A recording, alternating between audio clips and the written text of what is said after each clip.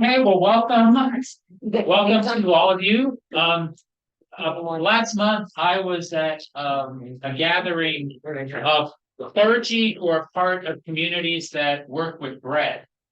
And CDR, the Columbus Violence Reduction Initiative folks, spoke there, and I took so many notes and was so impressed by the work that you all are doing.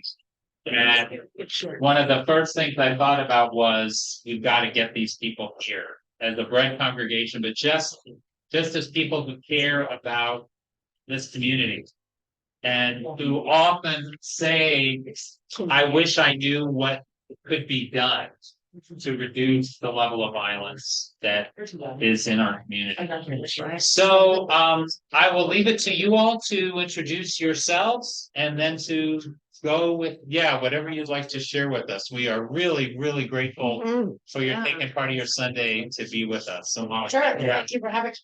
We have 1 hour, is that right? Yeah. Okay, so yeah, we can go ahead and get started. My name is Molly. I'm the director of CDR. And I'll let everyone introduce themselves, and then we'll go through this PowerPoint, and hopefully it'll be an interactive section so that we can answer questions and go from there. Sean Smith, the intervention manager for Columbus Violence Reduction. Sinead Patrick, intervention specialist for Columbus Violence Reduction. Hi, I'm Denise Boston. I'm an intervention specialist with the City of Washington. Okay. Yep. Okay, so Columbus Violence Reduction, we started working actually with participants, so we really were up and running last April, so it's been about a year. We started kind of standing the strategy before that, but our actual intervention work with participants has been going on for about a year. So throughout the presentation, we'll have some information about stats and how many people we've interacted with and what that work looks like with our participants. But we find it beneficial to also talk about like the evidence-based strategy and where this came from and exactly what we're doing before we get into the meat of it. So you can kind of set a foundation and understand what it's all about before we get going. So you have this handout, which should mirror the slideshow that we'll go through. And we won't have time to talk probably in detail about all of this stuff, but we thought it would be helpful to have this. So if you wanted more specific information, you can take that with you. And then we can just do questions and answers at any time, if that's helpful. Yeah. So if we have questions during your thing, we can ask. Okay. Sure. And this will be, we would like to be kind of informal up here. And so we have like little sections to present, but we'll kind of be tag teaming off each other if someone has something to add. So we'll just be going through it like that. And we would ask that you do the same thing. Okay. Okay. So Columbus Violence Reduction is an evidence-based strategy. It comes from the National Network of Safe Communities. So you would see that as the NNSC. And that comes from really the Department of Justice, but through John Jay College of Criminal Justice. So these strategies are implemented across the United States in larger cities that have issues with group and gang violence. And what we know about evidence-based strategies, that if we implement the strategy the way that it was written, the way that it was researched to be effective, that it will work. So when I say we did a lot of work before we started working with participants last April, that's a lot of what this team did to set up the different collaboratives and get partners on board and set it up so that once we got going with participants, we could sustain that over time. So what an GVI, group violence intervention strategy, does is it focuses on a very small percent of the population, in this case in Columbus, that is generating the largest and the highest percentage of the group and gang violence. So when we're talking about that type of violence, it's like homicides and felonious assaults. So those are shootings that could relate in death or serious injury or just shootings. And it could be any other kind of violence, but the vast majority of them have to do with guns at this point in Columbus. So overall, I mean, this might be a little out of date because it was a couple years ago. But the audit that was done in Columbus, it shows that there's about 500 people in this very small percentage of people. So it's less than 1%. About 0.05% of the population in Columbus is generating 60 to 70% of the violence in the city. So what this strategy does, and we'll talk about how this works, but this strategy through law enforcement intelligence identifies those very specific individuals that are perpetuating this violence, and then gives our team an opportunity to intervene with them before it's too late to try to help kind of change the trajectory of their life. So that's the science behind it, is not that communities are violent or that groups of people are violent, but very specific individuals for a lot of reasons that we can understand how people ended up in this situation are the people perpetuating violence. So let's target those individuals instead of neighborhoods and groups of people and doing harm to communities at large instead of working with individuals. And so this is a proactive message to kind of change things before it gets worse. So next slide, if you can. Just keep going. One more, I think.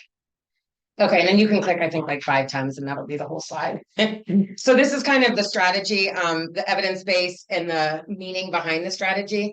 When we do all of this with our collaboratives, the first and most important thing that we have to do is make sure that we do no harm. Some of what we kind of have at our disposal could be harmful if it wasn't treated with kindness and fairness and equity. So we have to make sure that we do it correctly so that we don't do harm. There's been enough harm done with some of this kind of work in general. So first and foremost is that we do no harm.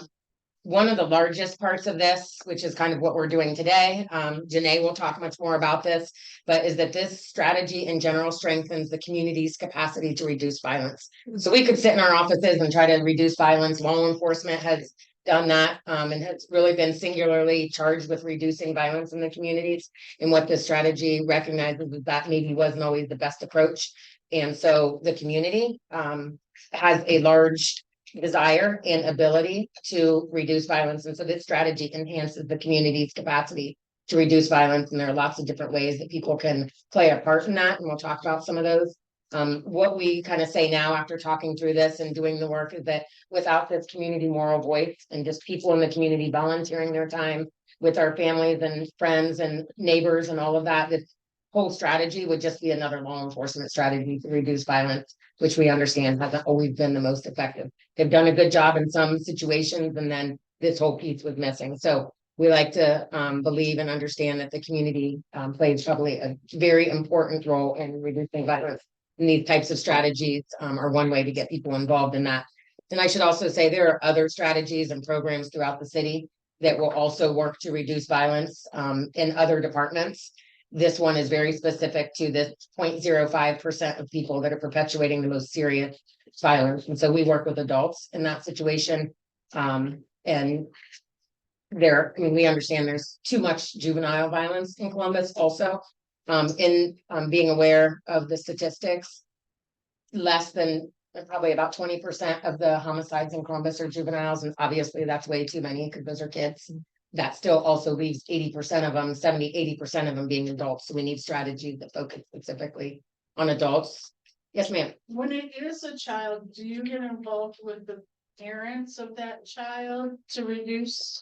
So with this strategy, we aren't working with juvenile. There are other programs in the city that You don't even get involved at all. we aren't working directly with the participants of juvenile violence. That said, not, or I should say, like not specifically as our participants. Right. There are times we're working with one right now. Actually, Janice is working with the family of a juvenile who was murdered, and then like their family. We can do different outreach type Right. support work with those folks, but we won't be intervening with the specific people that are perpetuating the violence that are juveniles. But we can and do some outreach and support to families of folks for the juveniles.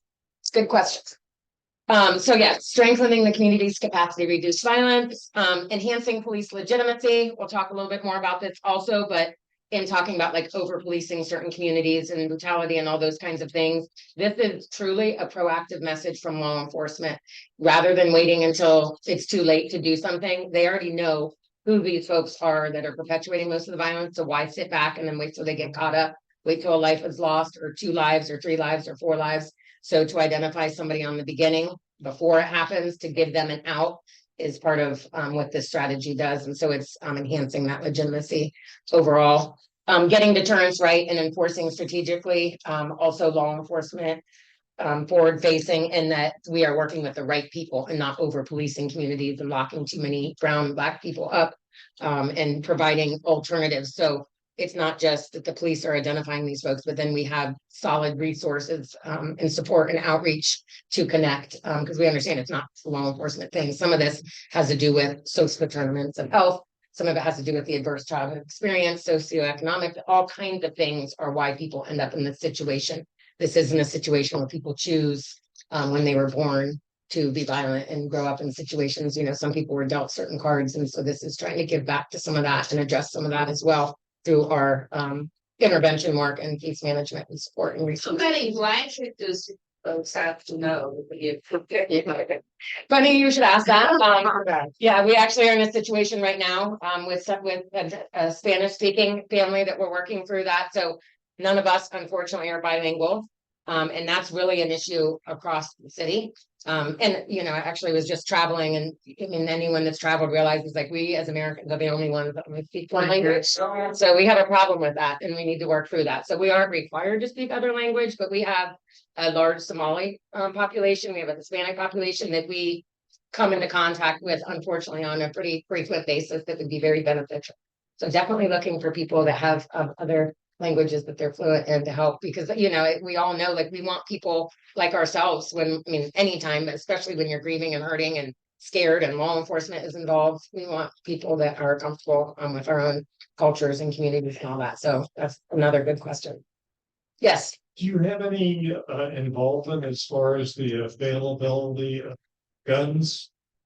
Like as far as like legislation and that kind of stuff. Right. So like that's not our main focus, but part of our support and outreach, like we work with Moms Demand Action, we work with Murders Mother Columbus Children and other organizations, some of the people at the State House and in different elected positions that are working on some of the legislation for like the availability of guns. That's not our specific thing, but these collaboratives try to span the outreach for all those types of things because there are too many guns available. Obviously. Yep.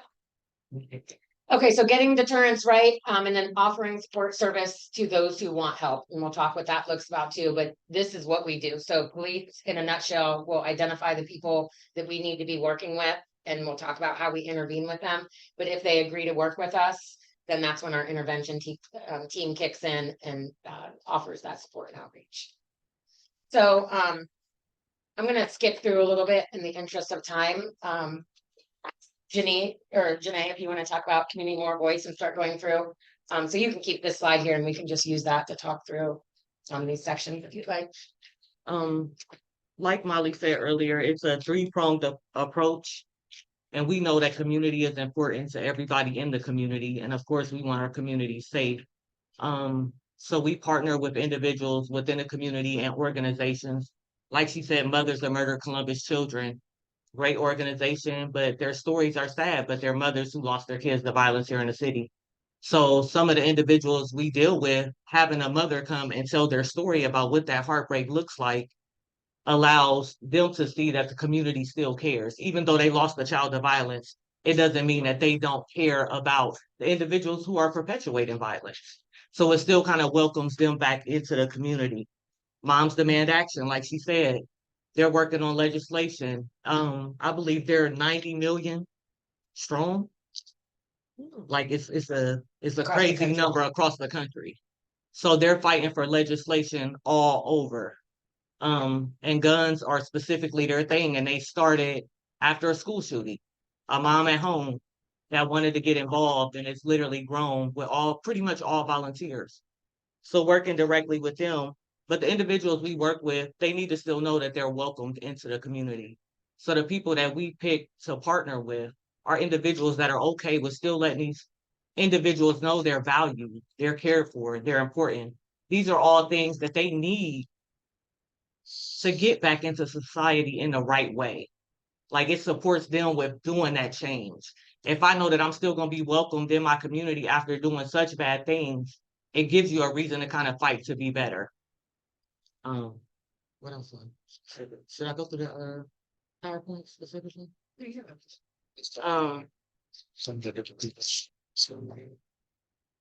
Impact Community Action Agency. Are they? They're supporting outreach, but they have some individuals too. Dana Brock actually works for Impact, but he does a lot of work in the community. Apostle Nikki Hampton, she goes to our custom notifications with us, and she's known to give her hugs. And always talk about God and that God forgives them for the things they have done. and giving them that extra support. So the community as a whole is a lot of different individuals. You guys are the community. That's why we're here. Because if we can get everybody to kind of come on board with the collaborative, it gives them more support and help. Even somebody who may do car services, they fix cars. We run across participants. You know, if you don't want to get directly involved in the community work, but you have a skill that one of our participants may need, that could be something you volunteer to help them do, you know, and that helps them. If a car is broke down and they can't get to work, well, we can get their car fixed for them. That gives them that extra layer of support. So no matter what that is, an attorney, they got legal issues. So an attorney willing to volunteer their time. So we're talking about all kinds of skill sets that the community has the capacity to come in and help with. And Janice here, I think he has. Yeah, I was just curious, you'll probably do this, but in terms of you talk about participants and you said a little bit about, could you say, when you talk about what are some of the stories of the participants you work with? Who are these people who you are working with? Because I think that's what's really so impressive. They're individuals who have been group and or gang involved. They are individuals who have perpetuated violence at some point in time in their lives or been a victim of violence. give us some. I know. So like just in particular, I'm gonna kick it to Janice. I'm gonna throw her on the spot in a minute. But not only do we provide services for those 18 and up who are involved, but we provide services to those who are influential in their lives and support family. them, you know, family, friends, whoever it is that's close to them that can kind of keep them on the right path, keep them encouraged. And I'm like I said, I'm gonna kick it to Janice so she can really kind of go into detail about this case. But one kid in particular, a couple of weeks ago, we did a custom notification on, and I'll explain a little later what a custom notification is. The one thing we asked was, what will it take for you to get out of this lifestyle? And he said, if you help my mom, and then I'll put the gun down, and I'll let Janice kind of talk about that. Yeah, so, and then, it's so crazy because when he said that, we didn't know the mom's situation, but I know Sean was probably thinking like me, whatever that is, like, we gotta figure out how to do it if it weighs, it's heavy on this young guy. And I got him on my case, and he actually, unfortunately, I don't even know, it's kind of his mother also, they lost the kid in the streets. He has a brother, I think it was 16, that got killed here in Columbus. Prior to that, his mother was shot as well from the acts of violence from what the kid was doing in the streets. So he was perpetuating violence, and as a retaliation, they came and shot them all. Not too long from there, the boy was killed. The guy that we have as a participant was in jail at the time. So full circle, the mother is in a very unstable situation at home. She had I think at the time the baby was like 5 days old. And she had a 10-year-old son who was also there when she was shot. She got shot in the head in the face. So she called me and said, Janice, can you please find me someone to go one of the shelters? I have to get out of this situation. And she forwarded to tell me about how her circumstance with her kid's father was unstable, and they was constantly being kicked out, constantly being mental and emotionally abused.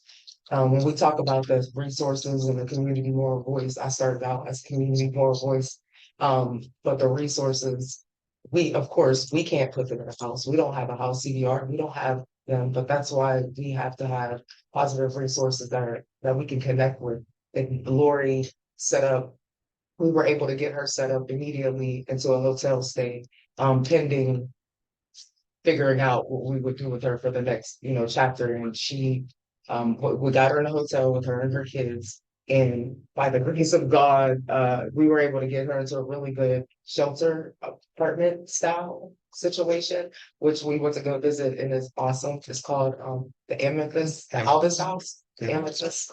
So again, that's why it's kind of important for us to have solid resources at hand, because we oftentimes have to utilize the resources. She's there now, and we are working with them to kind of set up a plan for her. Now it's time to double back to the participant and say, we helped your mom. You know what I'm saying? Like, we did that. Like, now where do we start with you? And the crazy thing is most times people put labels on the type of people that are perpetuating the violence, but I'll say it every day. Some of these They have the best personalities, great manners, like really likable, and he's one of them. Like he has had so much trauma, and like many of our participants probably have a lot of unhealed baggage that they haven't had the capacity to heal. They don't even know who they are because the trauma and stuff that they've been through in the environment has kind of taken over. So now I'm going to double back to him and say, hey, your mom was okay. I'm going to suggest Job Corps for him because I think that that's another part that people fail to realize that sometimes they can't, because of the violence and stuff that they get themselves into, kind of being in Columbus, not necessarily the best thing to do. And stuff like Job Corps is somewhere that they can go away and get training and maybe possibly live their lives and not have to worry about, because the mother is equally as worried about her son because she's already lost a teenager in the streets, as he is her. Like it's crazy when talking to them because I hear this cry from the son, like, please help my mom. I hate her being in this situation. And then I hear her crying to me and saying, please help my son. I hate him being in this situation. So it's like, it's a blessing, like they explain that we're not only able to help the participants, but oftentimes the people around them, regardless of their circumstance, they usually care a lot about them. And they usually are stuck in a certain place because it's like, I can't get myself better because they're not better. Even though we all know that it's an individual act, but oftentimes when it comes to family or especially trauma bonds with your mom, y'all have lost a brother, and you know what I mean? Like there's so much, like he didn't even put himself first. You know what I mean? So like Janae was saying, the community moral voice is important because even with that, having somebody to be able to talk to them, like if one of you guys, let's say you are antique car worker, I don't know, and this kid has an interest in cars, and he doesn't have the capacity. Sometimes people don't have the capacity to go to a 9 to 4 program, Monday through Friday, straight on jumping from this lifestyle into that. So maybe you have once a week, twice a week that you have available, and you might show him a thing or two. Them little interactions mean everything because you don't really know the deficit of that. You know what I mean? Like they might have not ever had a positive interaction with the older male or been ever taught nothing. So it's oftentimes bigger than just the whatever you're teaching them. So. Tapping into what Janice was saying, I hope you don't mind sharing, like when she mentioned that we got connected to her as a community moral voice, so she started coming on custom notifications with us. She's also a professional chef on the side. So you asked about like, do we work with juveniles and just like in support and outreach or with community moral voice? So right now we are connected to a juvenile who lost his brother. And so actually the founder of Mothers of Murder Columbus Children was talking to that family. And so the brother of the victim is 10 years old, 11 years old. And so one of the things she asked him, like within days of losing his brother, is like, what do you enjoy doing? What kind of hobbies? I love to cook. And so automatically we were like, so this week she's going to spend some time with him. He likes to cook pasta. They're going to make pasta from scratch. He's bringing one of his friends. She's bringing her son, and they're going to go to a community kitchen, well, a kitchen within a church in the community. I'm sorry. Actually, the Pastor Ford's church. And she's gonna have a cooking lesson with them and all that. So in the midst of losing his brother, he's struggling, just something, and the mother is thrilled because she knows that even during this extreme amount of grief, her son is going to get some joy through Janice doing something like that. And our interventionists have different stories and life experiences as well, which allows them to, if not immediately, very quickly connect. Remember also that we're kind of tied to law enforcement. We are not law enforcement. We don't share information with law enforcement, and law enforcement does not, and that's very important, especially coming from some of the experiences that some of our interventionists have, and also just some of the community distrust of the police. So it's a fine line to walk. So some of this also kind of counteracts some of that as well. So whatever you're comfortable sharing about why this work is important to you, I think we all have our own stories, as we all do, as far as why we do the things we do and what kind of passion, but it kind of all starts to add up and make sense when you understand where people are coming from as well. For me, I kind of got involved with this work. I volunteered with Mothers of Murder Columbus Children in 2020. September that year, I kind of had an encounter with God, kind of told me what I was supposed to do in this life. I volunteered with the closest organization I came to right after that encounter, which was Mothers of Murdered Columbus Children. So I've had the privilege of growing with them over the last 3 years because they were actually really new at the time. But I had a cousin that was murdered here in the city in 2016 by the police. And I also had a cousin that was murdered here in the city by a peer in 2013. So I was always passionate about our community, what we could do differently, how I could help parents be the change, in their households and stepping up and taking accountability for what they had kind of poured into their children. Generational trauma is kind of my area that I kind of focus on, and us passing down things to our children in a negative way. So I volunteer with Mothers of Murdered Columbus Children for the last 3 years. I go into the prisons and speak. And Melissa and Molly actually met about MOMCC coming on as a community moral voice. And within that conversation, Melissa thought I should meet Molly. That turned into coffee, and that turned into me here. But I'm just passionate about people, passionate about our communities, passionate about helping people be better and understanding who God called them to be and how powerful that is for them. So that's what I do. One thing I'll say about these two, they're the two females interventionists that we have. The other four are males. And the thing about them that I really appreciate is ironically, well, maybe not ironic to everybody else, but for me, they're ones who are like kind of quicker to hold people accountable for stuff. You know what I mean? They don't, yeah, it's like they really kind of follow through. They make sure that, hey, you told me you were going to do this, you're going to do that. They don't enable. So a lot of times these individuals will come in. And I think it was big for Janice to kind of mention that. And if you're not close to this work, you don't really understand how impactful that was. But for that kid to ask for help for his mom first, that's huge, because a lot of these kids come in and like, I need this, I need a job, I need this, I need that, I need. His first thing out of his mouth, my mom, if you can help my mom. And to his credit is he already started to try to get a job, with McDonald's. Like literally, it was so crazy. When we first met him, he said, "What the first thing we was talking about was the job." I was like, "No, I ain't ready for that." But he helped my mom. It wasn't even before we even relocated the mom. He texted me and was like, "I thought I should let you know I have an enemy here." It's like, I'm so happy. God, congratulations. I'm sending all these texts. And she's like, calm down. That's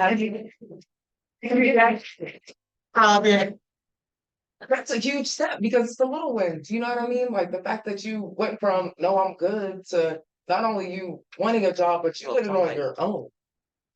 You know what I'm saying? And then you double back and you felt like I should know. So that means that some type of I don't know, connection. Yes, those connections that they establish are huge. Janae has a lot of like our younger adults, so between like 18 and 20, and I'll have her talk about one in particular who she kind of helped out when we first met this kid. There was a lot of us that came on a custom notification. One thing on a custom notification is if it's a large group, I tend to sometimes that overwhelms people when they see 6, 7 people pull up, like, whoa, at their door. But I always try to tell them that's just a reflection of how many people in the community really care about you, that want to be here to support you. So this one kid in particular, he came out on the front doorstep. It was cold. He didn't have a coat on. His hands were kind of tucked in. And Janae did a really good job of kind of working with him to get him established into a really good place right now. So I'll let her kind of talk. He had just came out of the juvenile system, so of course he was a young adult. Stayed with an aunt and uncle. I could tell the household wasn't the greatest household for him to be in. And I think that's what happens with a lot of individuals that come home from prison or something. They're dropped right back off in the same neighborhood, in the same environment that they've always been in. It's hard to change in that environment. So he's living in this unhealthy situation. He never has a coat on, which drives me insane because I'm cold all the time. So every time I would see him, he wouldn't have a coat on. He didn't have an ID yet. He needed a birth certificate. He needed a social security card. So of course you got to get a birth certificate and social security card to even go get an ID. So literally working step by step through each one of those. We have the social security office. We have the birth certificate place. I'm talking to his probation officer from his phone to see if we can get the documents we needed to get an ID prior to getting those things. These things cost money. Yes, ma'am. Can you split that bill, or? The community helps us fit that bill. Donations help us fit that bill. With the city, there's a lot of red tape to getting funding. With the individuals we're dealing with, just like the hotel, that's an emergency situation. With the city, you may have to put in for money and wait a week to get that money. That's not a situation that you can wait a week for. If she needs to get out of that household because it's a dangerous situation, we don't have a week to wait. So donations from the community is what supports all the things we do. Even the big small stuff. We get a participant that gets a job and they need steel toe boots and they don't have them. A gift card from Walmart will allow us to be able to take them and go get them boots to be able to report to work.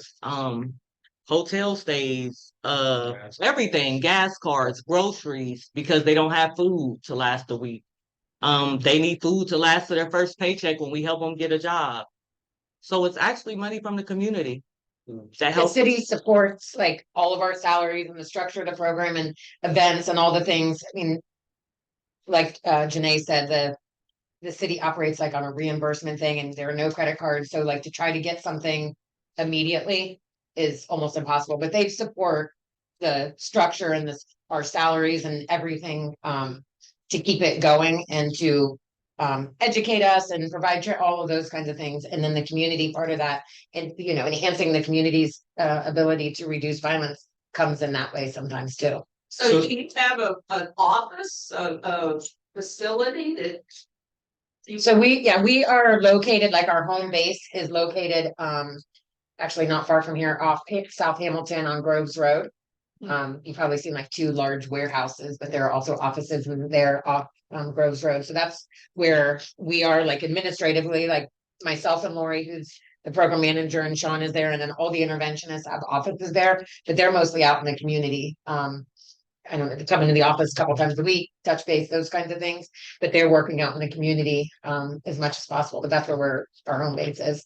And I should also mention, we work for, the city of Columbus through the Department of Public Safety, but are transitioning. I don't know if you've heard about the new Office of Violence Prevention, so we'll be transitioning over there, but our home base will still be, we're not moving like physical locations.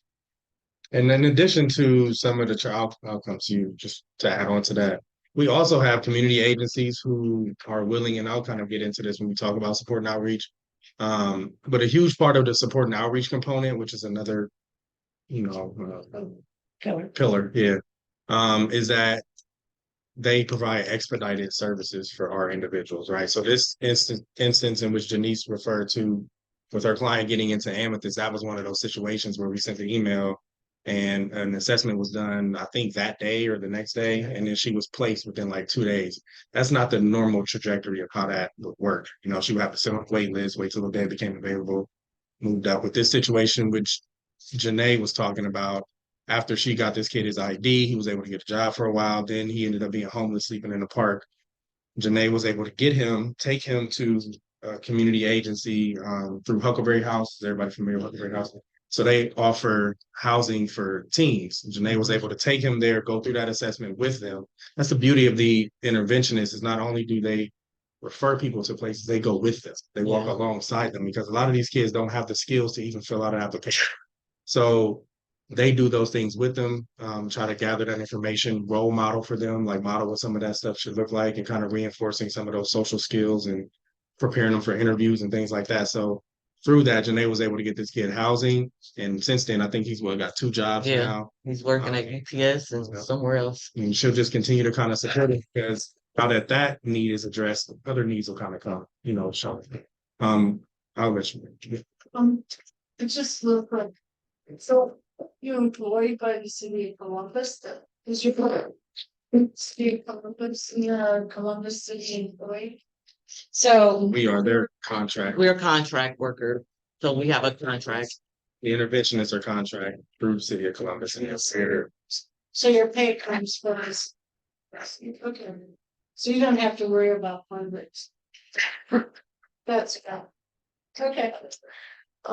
So one thing about this program, or not program, the strategy, is there's no like end time for these individuals, right? So if we meet you at 18 and, we help you get housing, get stable, and 2 years later you reach out, hey, I'm really struggling right now, I need assistance with XYZ, we'll pick right back up with them to try to help continue on to keep them on that right path. A lot of times all it takes is one small thing to really kind of set them back to where they were. They don't always have the coping skills and ways to kind of manage some of the difficult situations that might arise, that might seem like small things to us. The car breaking down could set them off to go back to selling drugs and robbing people and all kind of stuff. So you really want to come in to try to intervene and offer support at those critical points. Can I add something? They also, I mentioned we've been doing this like specifically with participants for a little bit over a year. So we've kind of looked back to assess to your question about like, well, who are these people or whatever. And it's also serious mental health, like serious mental health issues that are untreated. And then obviously also substance use issues that are also untreated. And so how they're bouncing back and forth off each other, which one came first, but and probably even some like disability type stuff. And trying to manage that. And so Sean's saying like the interventionists go with them to do this stuff because it is frustrating for most of us to go to the BMV and get our license.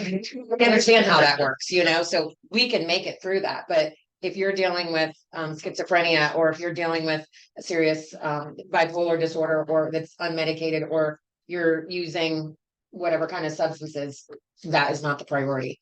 But if that isn't the priority, then the trajectory of your life is not going to change either. And so they do an amazing job of going and being patient and step by step. And then all of our partners, like Columbus is resource rich. Like there are a lot of resources throughout the city of Columbus. Actually being able to connect with them and being prioritized and like Sean said, getting moved to the top of the list is when somebody becomes a partner with CVR. So that our participants don't have the luxury, or we don't have the community doesn't have the luxury of waiting 4 months for somebody to get housing, because people are going to lose their lives because these are violent individuals for many different reasons. So people that want this to be a part of what they do and want to make a difference, expedite our participants, whether it's housing, whether it's an auto body shop, or we had a participant that we did our custom, I think it was a custom notification with him. After that, he and his mom were going to the store, a corner store, to get something. He stood up to get out of the car and his car got shot up. They came for him and nobody got shot, but his mom was sitting right there. So by the grace of God, neither one of them got shot, but their whole car was shot up. The windows were busted out. There were bullet holes. Also, that is how the mom was getting to work. And he was living with his mom. And so while these are adults, their moms are these huge influences in their life. So one of the things we had to try to figure out, so she actually had insurance, which many of them don't, but her deductible was $1,000. The repairs were $1,000. So where do you go with that? And she doesn't have either. So we had to figure out how to get her car. So we're always looking for those types of in-kind services, I guess, too. That is the help from the community. That to somebody that owns, a shop that can fix cars or whatever it is, one thing like that doesn't really impact the bottom line, but for this family and for the community and for somebody else not to become a member of Mothers of Murdered Columbus Children because they lost their son or they lost, that is a huge win, so it's those kinds of things that the community plays a role in. Yes, ma'am. So I'm processing everything you're saying, but I'm trying to still clarify a few things in my mind just because I'm familiar with CVR, the concept of, I know you mentioned, a lot of the crimes committed by gang related people, but the idea of the call-ins versus custom notifications. Okay. Okay, because I was trying to say, Yeah. I'm trying to understand the. Yeah, no, that's fine. I was trying to think of the right time to jump in, but The interventions from law enforcement. Yeah, I mean, because I know you got some slides on there, and I just Yeah. was trying to make sense out of all the components that are working together. yeah, for sure. So a call-in session is one of the things that are kind of more broadly known within the GBI strategy. And what that is where you partner with probation, parole, and then we're also partnering with DYS for those individuals that are 18 and over within the youth. Department of Youth Services. So it's like the juvenile yeah. prison system. Sorry about that. But they age out over adults. So we said we don't work with juveniles. That's a juvenile under 18. But there are people in the Department of Youth Services system that are over 18. So it sounds like they're kids, but they're not. So anywhere between 18 and 25 within that system. So it's a partnership with them, law enforcement, and us in essence. But on the front end, law enforcement and those different entities come together to draft like a list of individuals who are qualified for this. And for law enforcement, they have some different things that kind of qualify somebody. For one, you have to have like a group or gang nexus. You can't have any like pending charges, anything seriously pending. We don't ever want to come in and work with somebody that's about to go to jail just for optics and what that might look like. We don't, we rather support you to keep you out of jail or when you're getting released. That's how we really want to come in and do that. So on the front end, they go through their requirements and they'll pick out a group of people, right? So for our last call in, I think there were 27 people that were invited. I think 25 of those showed up, which is huge. So not only is it huge for success, but that's huge caseload on our interventionists and how to, work with all those people between the six of them. But nonetheless, for the call-in sessions, these individuals are invited in. And then in addition to that, they're allowed to bring a support person. So somebody who's important to them, they come in. We generally do it in a community setting. The first one was at City of Grace. The second one was at Genesee, Church on Genesee. And then the third one was at First Church. And our next one is like the end of June, maybe. Yeah, somewhere in the middle of the summer. So in that, we also invite community members to come out.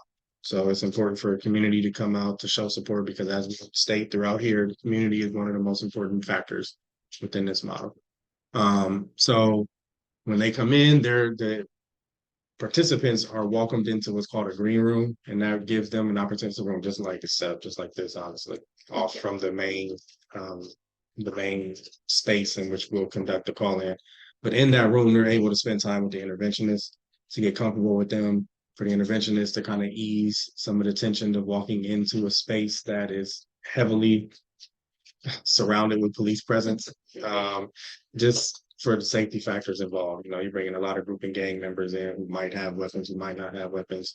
We don't want anything volatile to really kind of take place in that setting. So they come in, they spend time in the green room. Law enforcement is present throughout the parking lot, throughout the building, offering security and support. And then inside the main space is where the community sits. It's generally catered by somebody. Janice actually was the caterer for our second call in prior to her becoming an interventionist with CVR.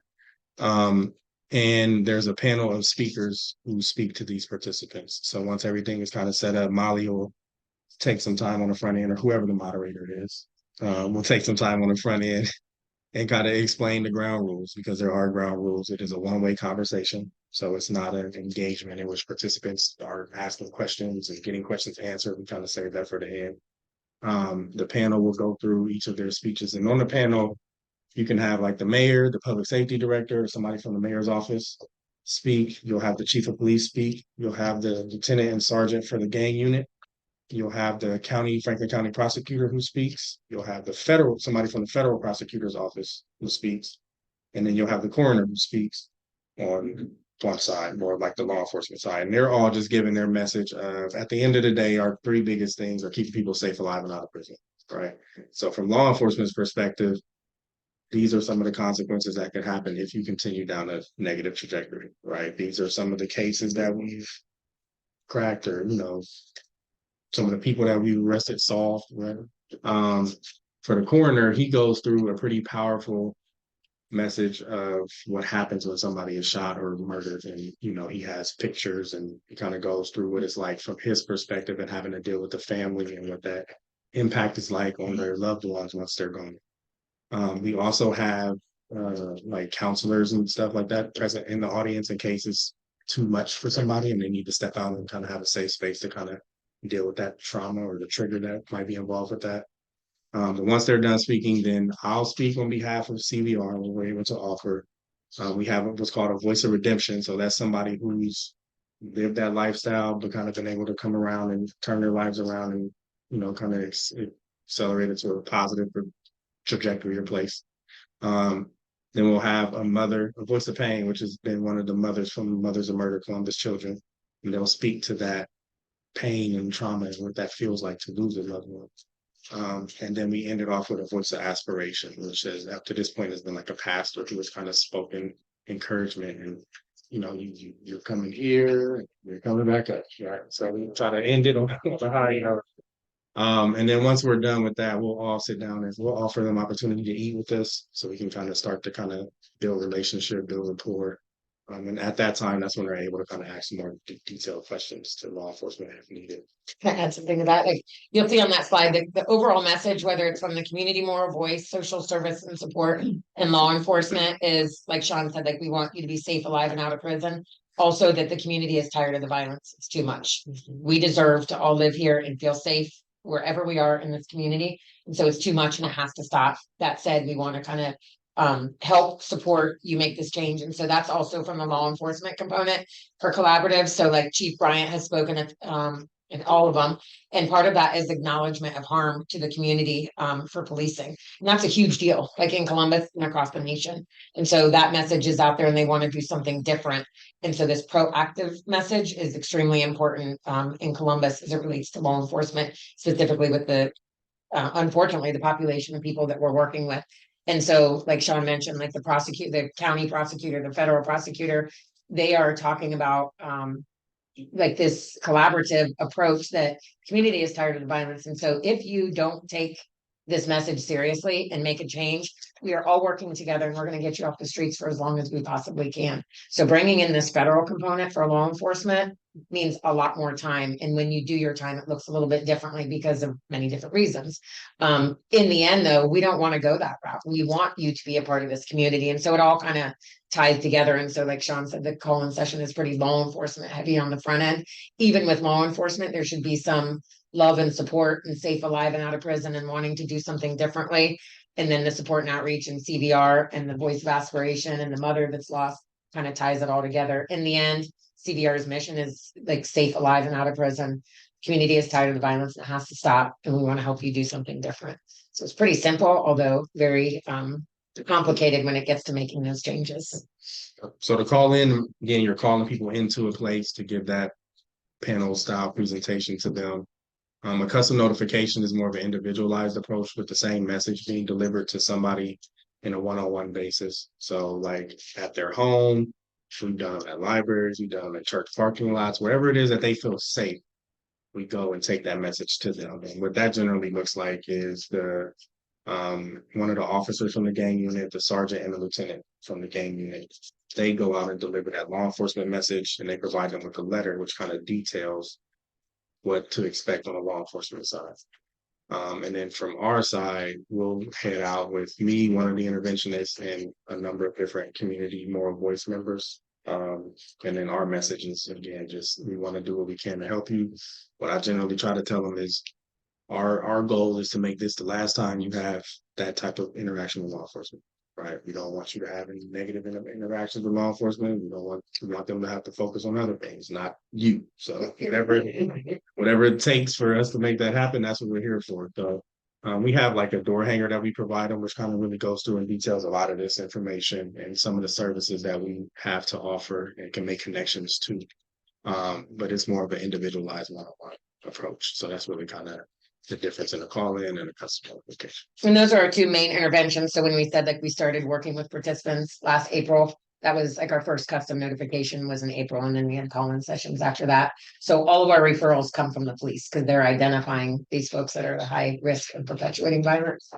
There are other times that people might call us, like there's a general CVR number that say, hey, we have someone that's coming home from prison, they need some help, or my son is getting involved in this, they need some help. We will always refer those people to the appropriate place. We don't take like community referrals because ours is a specific partnership with CPD so that we can help intervene on the people that they know are perpetuating this violence. So all of our referrals come from law enforcement. And the reason that is because we don't ever want to bring somebody to law enforcement. So if somebody from the community were to call us and say, hey, my cousin up the street might be able to benefit from your services, we have to have that law enforcement message. That's a huge part of what we do. So we don't want to show up at somebody's door and knock, and law enforcement is like, all right, you're on our radar here, So in those instances, we'll refer out or what's called like a brief intervention, which if we have a way to offer a quick service, we'll do it.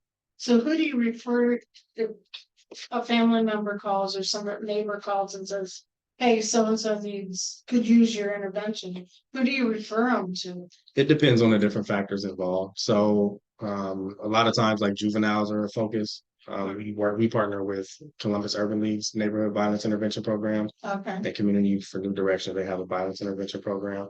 Okay. Columbus Rec and Parks also has a youth violence program called APS. Columbus Public Health has a number of different violence prevention programs. Okay. So it really just kind of depends on the intricacies involved. And then we can also just refer them to the Office of Violence Prevention, and they can make the necessary referrals to other community agencies that are present. You have a number of different ones. There are places. Yeah. How do we make financial donations to you? We can't handle that because we do work for the city of Columbus, Right. but Pastor Graves through City View Church has set all of that up through his, That's the Violence Reduction Fund. That's that right I there. have information Oh, on that. okay. yeah.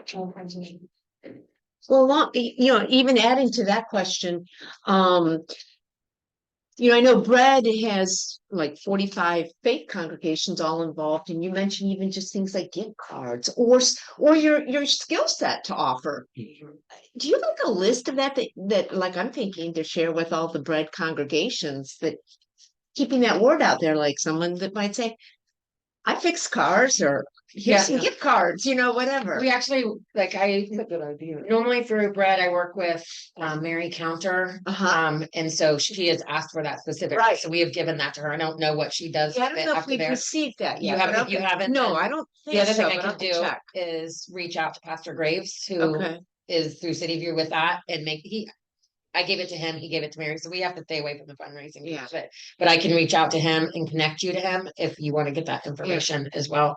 If you give me your contact Yeah, information. or- 'cause I just know the Bread congregations are very supportive Yeah. of this and are very excited You about can progress. Get my email so you can send stuff through. Me Okay. if you want, Okay, I can, our emails. I'll connect you to Pastor Graves, and he has all that information, or I don't know if anyone works Yeah. with Mary, I sometimes sit on meetings with her, so Okay. I'll try to remember to ask So her I can that, follow up because and I, get that information. yeah, I've heard them talk about it, but I've never seen a list, so. Okay, Can I say something? of course. I think that for me, it's the most important when you think about somebody or one of our participants. I think I take it kind of serious, and I wanted to share this with y'all because I was I'm not from Columbus, but I was one of the participants, but I'm also proof of what a village can do. If that makes sense. You know what I'm saying? So I've been on both sides of the gun. I was shot and I shot somebody. And I feel like when we think about these people, if I didn't tell you that, you wouldn't know. And I think when we think about this demographic of people, we don't know what it could look like on the other side. But I just wanted to say it's a rainbow at the end, oftentimes, because it's all about what we pour into, even if it's just monetary or all the things is what make the other side, is what make the rainbow. If that makes sense. Yeah.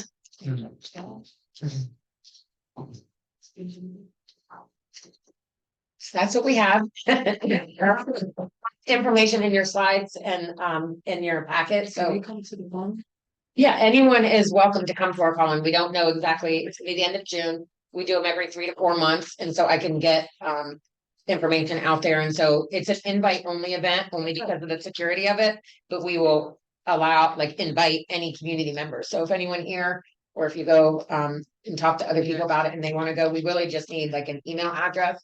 Cause that's how we send the invite out, and then you're on the list, you can come in. We normally have about 120 community members, and so how it's set up, like Sean said, is there's a panel. And then the participants sit here, and then we kind of do like a U-shaped for all the community members, so there's 120 people just kind of wrapping around the participants, so hopefully they feel that support.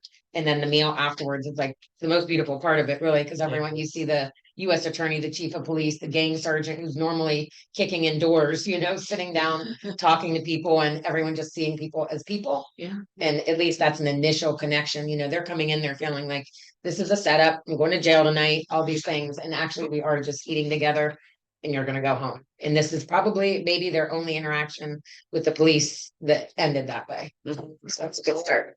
I mean, I just participating in some Bread meetings, we've heard about how powerful those call-ins are, and people have talked about them, but I didn't know who was allowed to attend. Sure, them, yeah, You know, feel free, I can, or you have my, so you can send it out to whoever you'd like, and we can get you on the. I session encourage list. you to come. It's It's one of the things powerful. that we can tell you this PowerPoint, like that call in is probably like the emotional roller coaster you need to understand what CVR does. Yeah. Seriously, like, Yeah, if you have the capacity, definitely. okay. It's powerful. That's what I hear. It- That's it what is, people it's very keep powerful. saying, yeah. It's nothing like seeing those individuals in the community who may have a fear of the police, who literally have never thought about sitting down, eating a meal with them. I always talk about this one participant, I think it was the first call in, and like he was sitting down with the chief of police and you could see his uneasiness. Like, what am I doing? And then you go by like 10 minutes later and he's like laughing so hard and he's like bent back in his chair. But the whole shift, like the atmosphere shifts. He never thought in a million years that he would be sitting here breaking bread with the chief of police laughing. So they get to see themselves in a different light, being able to interact with people that they never thought they would be able to. Without being in trouble. Yeah. Yeah. Yeah. You know what I mean? And actually enjoying it. Yeah. You know what I'm saying? He had no idea he was going to sit there enjoying the conversation that he had with her. But what he didn't realize, she's a mother, just like the mother he has. So it made her a person, not just the chief of police. He's seen the human side of her. When they don't look at it that way, they look at law enforcement, they don't think about the rest of that. To them, they're just law enforcement. But to sit down and be able to humanize the individuals is a whole nother thing. So watching that is something powerful. It really is. And the food's always good and. Especially if you're racing. I eat all the food, so. Any other questions as we close? Thank you. Thank you. Yeah, thank you. Thank you for having us. Yeah, thanks for inviting. Can we pray before we go? You want to pray for us, Pastor? Oh, sure. All right. I was thinking that too.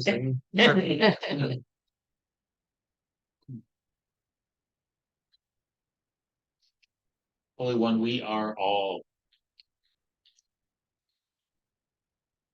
your beloved children.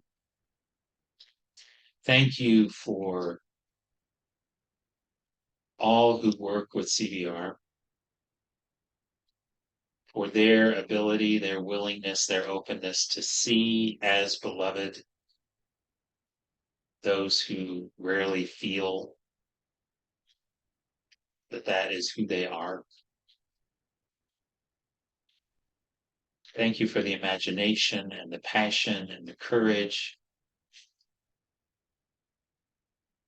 that it takes for people who have been walking one path and who have never dared to believe that another one was possible, that they are open to a different way,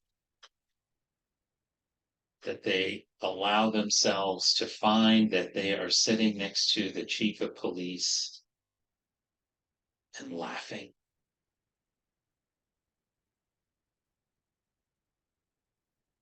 And believing that they have gifts to give, that they have a future that is safe and not in prison. So thank you for these four and their colleagues.